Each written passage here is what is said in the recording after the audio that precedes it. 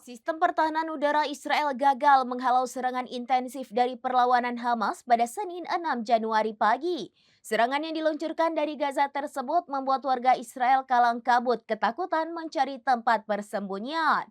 Tak hanya itu, tampak dari sebuah rekaman CCTV, rumah-rumah yang diduduki Zionis berkali-kali dihantam roket Hamas.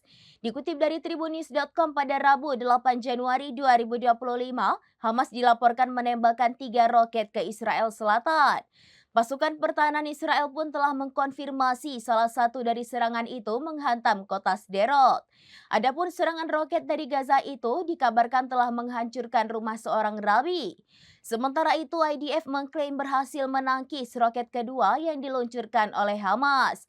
Meski begitu, roket ketiga Hamas gagal dicegat Iron Dome dan jatuh di area tidak berpenduduk.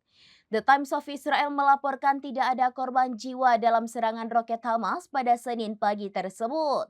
Namun serangan itu mengakibatkan seorang lansia 68 tahun dirawat di rumah sakit.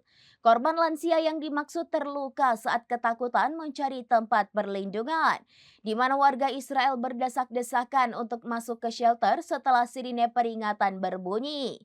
Dari rekaman yang beredar, terlihat warga Israel berlari ketakutan dan berupaya menjangkau tempat perlindungan.